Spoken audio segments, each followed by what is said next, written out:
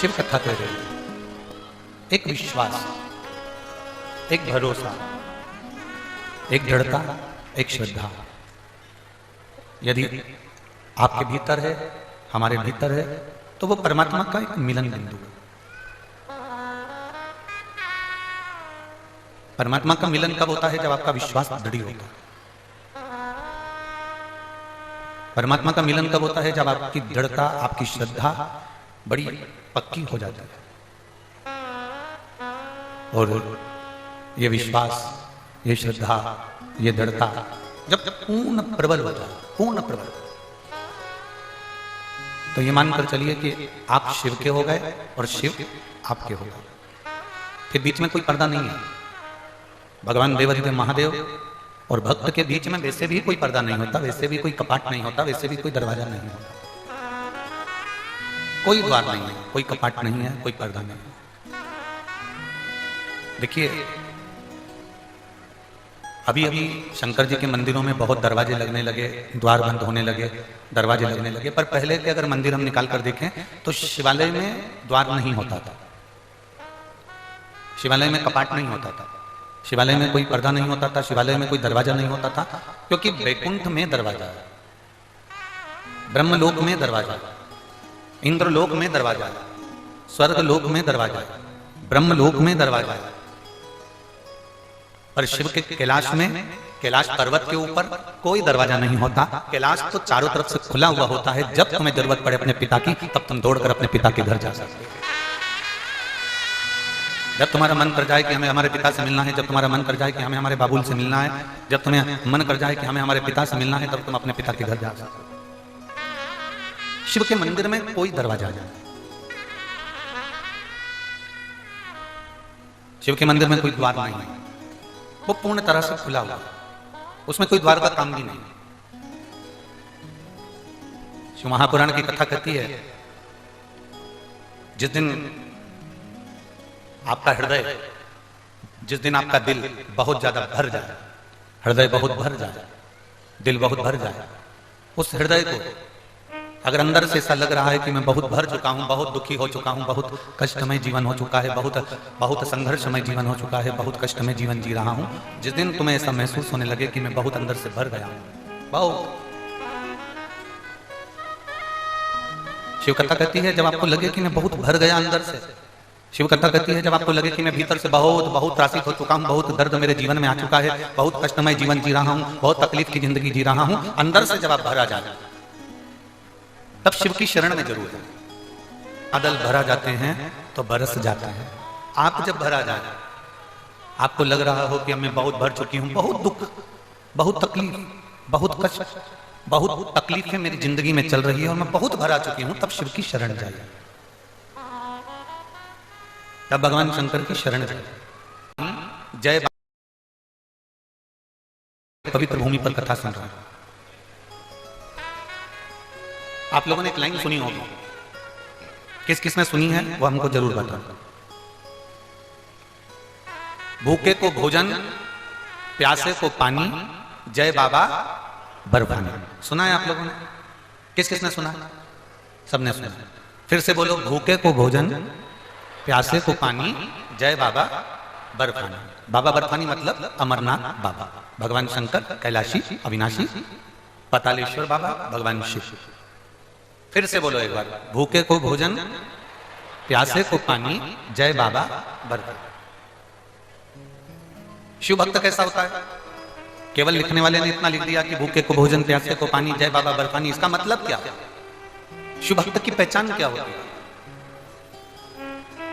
सिर पे त्रिपुंड लगाया, शिव भक्त कहलाएगा? जम के बोलो जरा। गले में रुद्राक्ष की माला पहन ली, शिव भक्त कहलाएगा? अब कोई दूसरे कलर के कपड़े पहन लोगे, या कोई ने कह दिया कि ओम लिखा पहनो, शिव लिखा पहनो, राम लिखा पहनो, कृष्ण लिखा पहनो, तो क्या शिव जी के भक्त बन जाओगे? नहीं। सिर पर जो त्रिपुंड है, जो चंदन है, वो पसीने में बह सकता है, मुंह धोने पर मिट सकता है। गले में जो रुद्राक्ष की माला है, तुलसी की माला है, वो टूटकर गिर सकती है। जिन कपड़ों को हम धारण करे हुए हैं, वो कपड़े भी हमारे फटकर गिर सकते हैं, बेकार होकर फिका सकते हैं।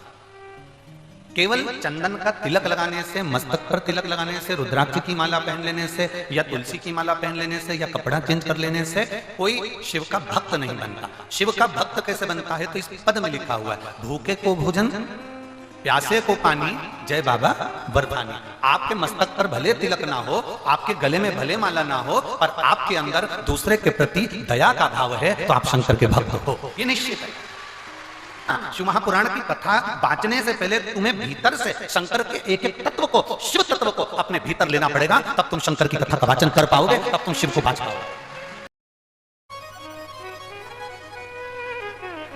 ब्रह्मा भी जिस नाम की समाधि लगाकर बैठते हैं, भगवान विष्णु भी जिसके नाम की समाधि लगाकर बैठते हैं, चंद्र, गरुण, वरुण, सारे देवता जिस नाम की समाधि लगाकर बैठते हैं, वो नाम साधारण नहीं हो सकता, वो अति सुंदर है, अति सुंदर। और एक बात और सुन लीजिए, झारखंड की जीजियों और झारखंड के जीजाओं, ओ जमशेदपुर वाली, बहुत अच्छे से सुन लो। ये यहाँ कथा के पंडाल में आप केवल कथा सुनने के लिए नहीं आए। भगवान शिव की कथा में जितनी देर आप बैठते हो, उतनी देर शंकर की दृष्टि आप पर होती है और आपकी दृष्टि व्यासपीठ पर होती है।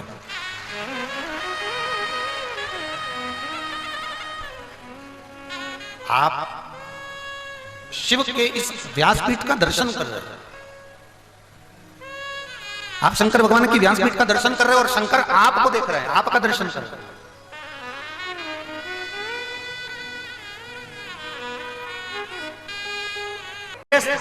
जो सुदामा ने भगवान कृष्ण को दिया था, और भगवान कृष्ण ने जब तंदुल खाए, जान गए कि सुदामा का घर का पता क्या है।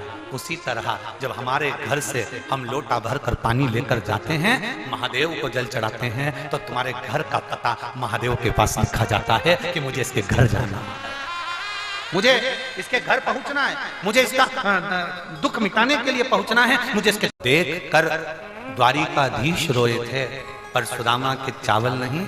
सुशीला ने जिस वस्त्र में चावल बांधा था, उस वस्त्र को देखकर द्वारिकाधीश रोए थे, उस वस्त्र को।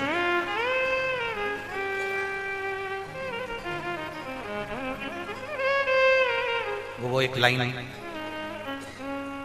हमें तो इतना याद नहीं है, पर आप लोगों के स्मरण में तो होगा।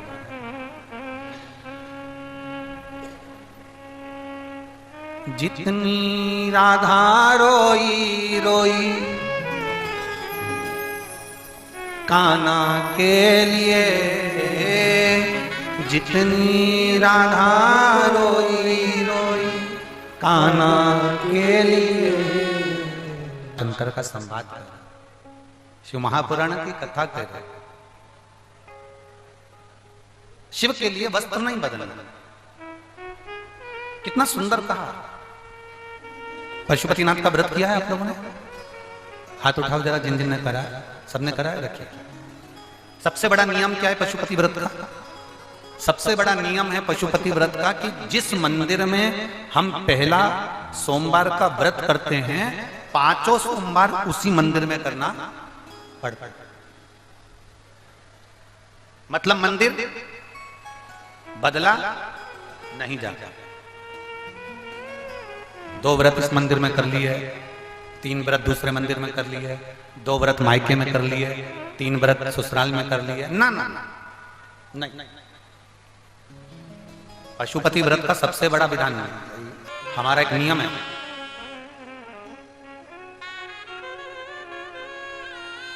सवेरे से उठते हैं और भोलेनाथ जी का जब पूजन करते हैं, तो हम बाबा से केवल एक प्रार्थना रोज करते हैं, प्रतिदिन का नियम है। प्रतिदिन उठते से एक प्रार्थना जरूर करते हैं, बाबा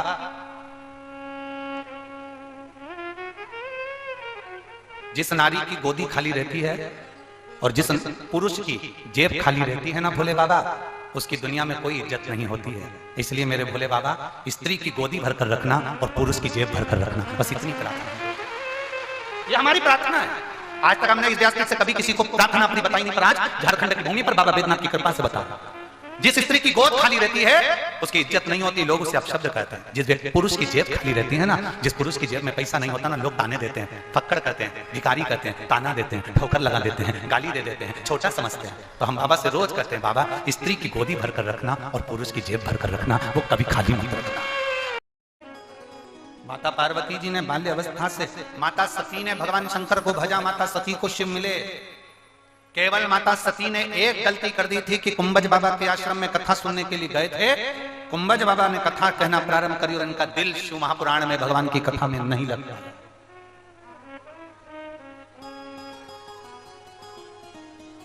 आप आए हो ना कथा में, कोई जा रहा है, कोई आ रहा है, कोई कुछ काम कर रहा है और आपका ध्यान उधर जाए, ना ना ना, आप तो अपनी मस्ती में कथा सुनो।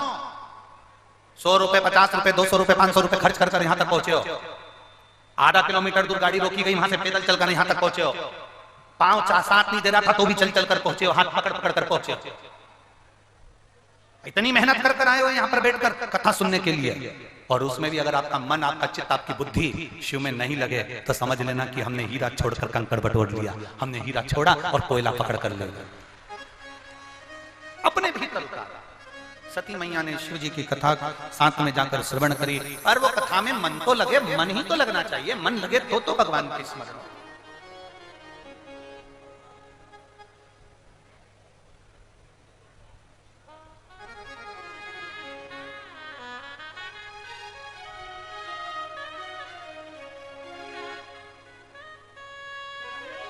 वो मन लगेगा तभी तो शिव का कथा।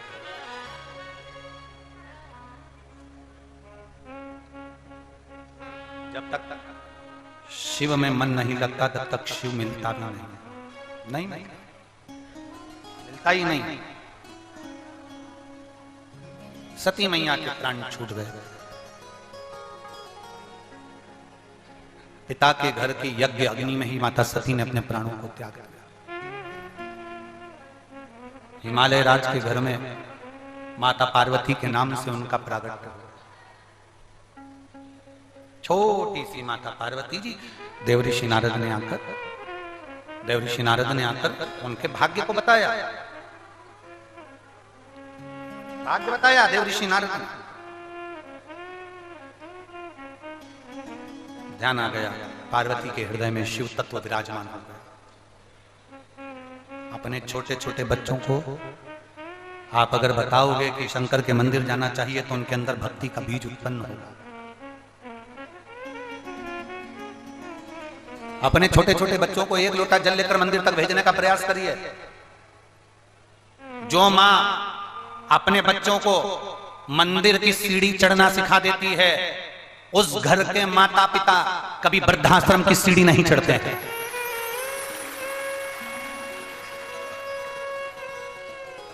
हमारा सनातन धर्म बस यही सिखाता है। सनातन धर्म किसी को मारना नहीं सिखाता, सनातन धर्म किसी को गाली देना नहीं सिखाता, सनातन धर्म किसी को शब्द कहना नहीं सिखाता। हमारा सनातन धर्म केवल यह सिखाता है कि आप अपने माँ बाप का सम्मान करो, आप किसी बुजुर्ग का सम्मान करो, आए हुए अतिथि का मान करो। अतिथि देवो भव।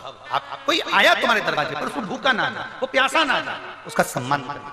ये सनातन धर्म। जम के बोलो जरा, गायत्री परिवार वाले बोलते हैं हम सुधरेंगे, हम बदलेंगे। कब बदलेगा? जब हम बदलेंगे। कब सुधरेगा? जब हम सुधरेंगे। हम बदल ही नहीं रहे, हम झुकना जान नहीं रहे। पार्वती मैया ने बाल्यावस्था से शिव जी की भक्ति करी, भगवान शंकर का स्मरण करा।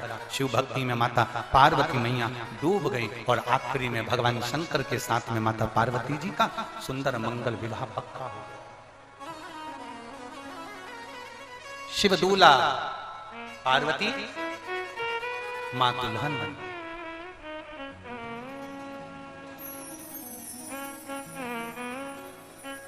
हमारे यहां पर मालवा में, मध्य प्रदेश में दूल्हे को बना कहते हैं और दुल्हन को बनी कहते हैं। आपके यहां भी बोलते हैं क्या? बना बोलते हैं और दुल्हन को जम जम के बोलो जरा, बनी। हमारे यहाँ शादी के 4-5 दिन पहले, 8 दिन पहले ढोलक पीट पीट के रात को 9 बजे गाते हैं। दूल्हे के यहां पर गाते हैं बना और दुल्हन के यहां गाते हैं। बहुत बहुत अच्छी अच्छी बनिया लोग गाते हैं, बनी जी लहंगा लाना जी, बनी जी पहन के आना जी, बनी जी फिर इतराना जी। हम माता पार्वती जी की सेवा क्यों करते हैं? हम नवरात्रि में दुर्गा जी का अनुष्ठान क्यों करते हैं? हम नवरात्रि में दुर्गा जी की पूजन क्यों करते हैं? क्योंकि माता, आप देखना, लक्ष्मी जी का कोई व्रत नहीं, ब्रह्माणी का कोई व्रत नहीं, इंद्राणी का कोई व्रत नहीं, किसी भी देवता की पत्नी का कोई व्रत नहीं, रिद्धि सिद्धि का कोई व्रत नहीं, कार्तिकेय की धर्म पत्नी का भी कोई व्रत नहीं। केवल एक का व्रत पूरी दुनिया करती है और वो है देवी जी का व्रत, दुर्गा का पूजन, छठ का पूजन, देवी का पूजन, नवरात्रि का पूजन, तीज का पूजन, चतुर्थी का पूजन। ये माता पार्वती के पूजन है, माता पार्वती के व्रत है, किसी देवी के व्रत नहीं है, केवल एक पार्वती। क्योंकि लक्ष्मी जी ने भगवान विष्णु को श्राप दिया था कि तुम मेरे पर हंसे हो तुम्हें घोड़े का मुंह लगेगा, तो भगवान नारायण का हयग्रीव अवतार हुआ। ब्रह्माणी ने ब्रह्मा को श्राप दिया था, ब्रह्मा जी तुमने मेरी अनुपस्थिति में गायत्री को बिठाया है, मैं तुम्हें श्राप देती हूं, पूरे पृथ्वी पर तुम्हारे कई मंदिर नहीं होंगे, केवल एक पुष्कर जी का होगा। पर माता पार्वती जी ने शंकर भगवान को कभी ऊंचे स्वर में बात नहीं करी, इसलिए हमारे सनातन धर्म में आज भी पार्वती का पूजन होता है, पार्वती जी की आराधना होती है, उनका व्रत होता है, उनकी पूजन होती है, उनकी आराधना होती है। व्रत तो तुम्हारा भी चालू हो जाएगा, तुम अपने पति से ऊंचे स्वर में बात नहीं करो तो। व्रत करने में क्या? आराधना साधना होना चाहिए। नियम धारण करो, रोज अपने घर के बुजुर्ग बड़ों का आदर करो, उनको प्रणाम करो, उनको नमन करो, अपने पति के चरणों को भी प्रणाम करा करो। करते हो? बोलो तो। कितनी माताएं जो अपने पति के पांव रोज पड़ती है? अरे थोड़ी बहुत तो उठा लो। अरे हाँ ठीक है, ठीक है, डन। 2 4 6 8 10 15 20 25 30 33 34 35 35 से हम समझ गए, पढ़ती हूँ पर 30 त्योहार पे। अच्छा जाने दो, तुम अपने पति को प्रणाम नहीं करो, कभी कभी वो तुम्हें कर लेता होगा, कभी कभी वो भी प्रणाम कर लेता है। मैं तेरे हाथ जोड़ू, चुप हो जा, चुप चुप चुप चुप। प्रणाम करना चाहिए, निवेदन है। घर के माता पिता को, घर के बड़ों को, घर के बुजुर्ग को और अपने पति के चरणों का स्पर्श करना चाहिए। यहां तक हमारा सनातन धर्म कहता है कि किसी पुरुष दूसरे पुरुष के पांव को हाथ भी नहीं लगाना चाहिए। अपने माता पिता, सास ससुर और अपने पति के चरण का स्पर्श करना चाहिए। कोई कितना बड़ा भी महात्मा आ जाए, गुरु आ जाए, चरण हम भी नहीं छुआते। हम तो कभी नारी से, स्त्री से, कन्या से, बेटी से कभी चरण नहीं छुआते, क्योंकि हम आपको जीजी बोलते हैं। जीजियों से क्या पांव पड़वाना, बहन बेटियों से क्या चरण छुआना, हम कभी नहीं छुआते। हाँ, भेरुओं से जितने जीजा है इनको मना नहीं है, पर स्त्री चरण छुए ये ठीक नहीं।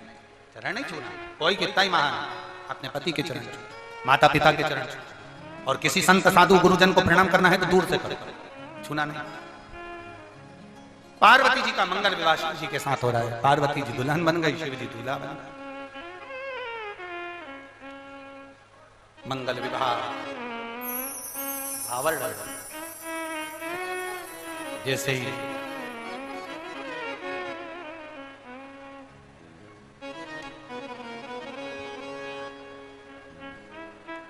पार्वती जी आई, सुंदर श्रृंगार धारण कर बात कर रहा है। शिव महापुराण की कथा कर रही है। पार्वती जी के साथ में भगवान शिव जी का मंगल विवाह होता है। भगवान शंकर पार्वती जी को ब्याह कर ले जाए।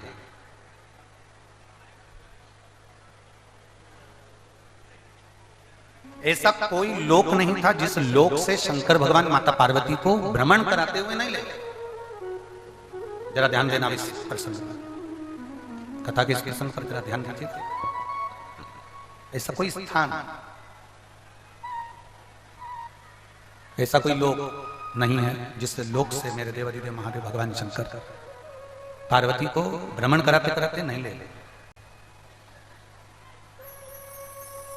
सारे 14 लोकों में भ्रमण करते करते जब पाताल लोक में मेरे महादेव जी माता पार्वती जी को लेकर पहुंचे, कुछ देर के लिए पार्वती भ्रमण करते करते थक गई थी। तब मां पार्वती जी ने कहा कि अब हमको थोड़ा रुकना चाहिए। पार्वती जी पाताल लोक में रुकी। बाबा देवादिदेव महादेव वहां पर विराजमान हुए, भगवान शिव वहां पर गए। बोल पतालीश्वर महादेव की जय। पार्वती जी को देखकर शिव जी ने कहा,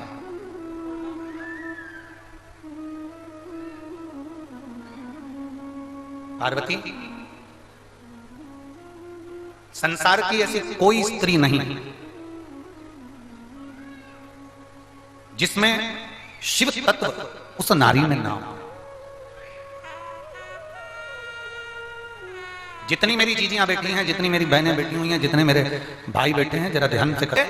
जन्म जब स्त्री लेती है, नारी लेती है, उस दिन से जन्म ली कन्या से लेकर अंतिम समय तक नारी जब तक पृथ्वी पर रहती है, उसमें शंकर की आदि शक्ति उसके अंदर विराजमान है। शिव की आदि शक्ति उस थोड़ा रिटर्न बढ़ता है। शिव की आदि शक्ति उसके अंदर विराजमान है। शिव की आदि शक्ति उसके अंदर है। वो आपके यहाँ बोलते कि नहीं बोलते हमें नहीं मालूम, पर हमारे उधर बोलते हैं, आदि शक्ति भवानी की जय दुर्गे महारानी की। जरा एक बार वापिस बोलिएगा, आदि शक्ति भवानी की जय दुर्गे महारानी। क्यों बोलते हैं इसको? आदि शिव की शक्ति स्त्री में, नारी में, और आदि स्वयं की शक्ति।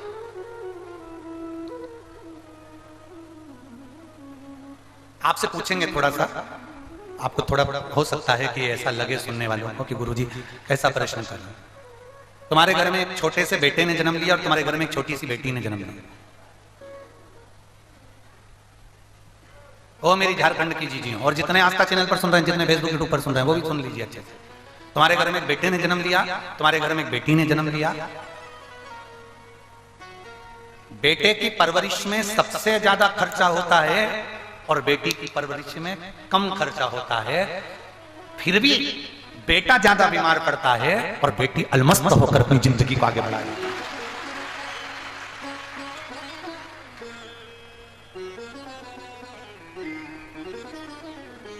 आधा भाव मेरे भोलेनाथ ने अपना स्त्री को दिया है। आधा भाव स्त्री को दिया, प्रदान करा नारी को, स्त्री को दिया।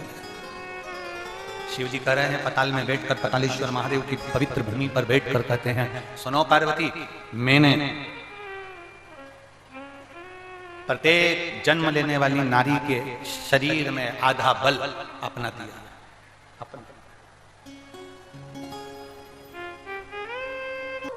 शिव जी कह रहे हैं पार्वती मेरा आधा, पूरा आधा शरीर का मेरे बल को मैं स्त्री को दे देता हूं, नारी।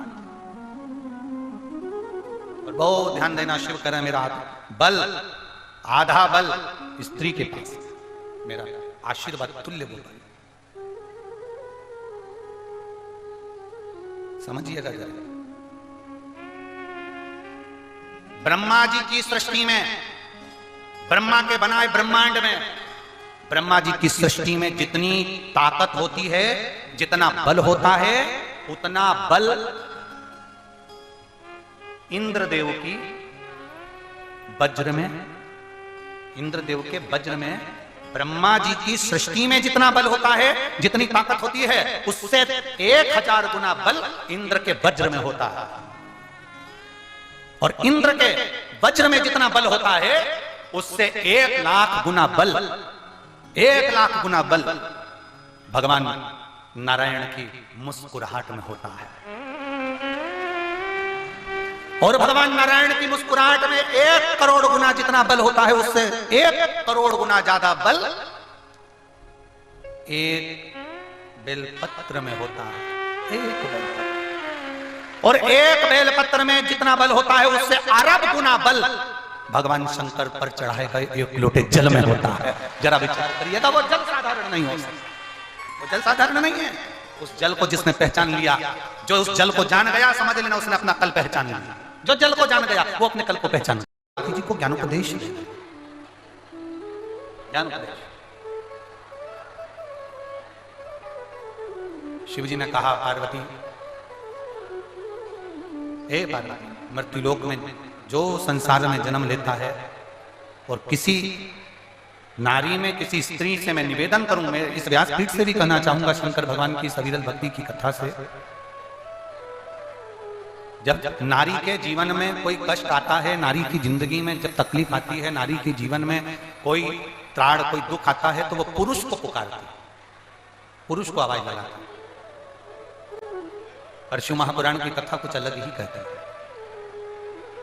शिव महापुराण की कथा कहती है कि नारी में जब शंकर का आधा बल है, तो स्त्री दुख की घड़ी में उसके ऊपर कष्ट आया, किसी ने मार करा, किसी ने अपशब्द कहे, किसी ने ताना दिया, किसी ने गाली दी, किसी ने आड़ा टेढ़ा कहा, स्त्री पुरुष के पास जाकर हाथ जोड़कर प्रार्थना ना करे, स्त्री में स्वयं पुरुष का बल होता है, उसका जवाब वो खुद दे। किसी से भीख नहीं मांगना, भिक्षा नहीं मांगना, किसी से भीख नहीं मांगना, स्वयं में वो बल उत्पन्न करो, स्वयं।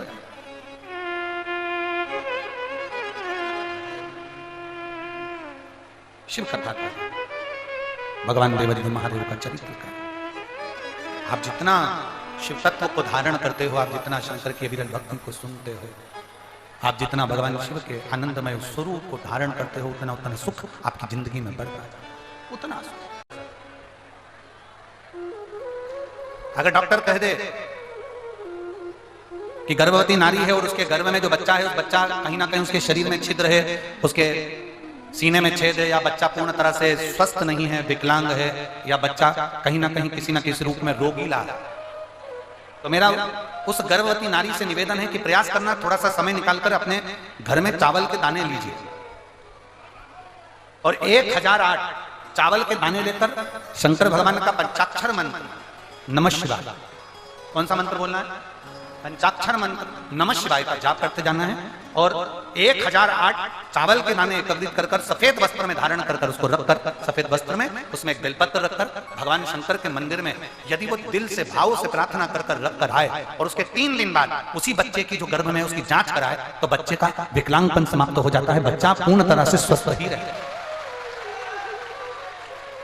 1008 चावल के दाने, कौन सा मंत्र? जम के बोलिए, ओम नमः शिवाय षडाक्षर मंत्र है। कौन सा मंत्र? पंचाक्षर मंत्र। ओम नमः शिवाय षडाक्षर है, 6 अक्षर, और पंचाक्षर 5 अक्षर।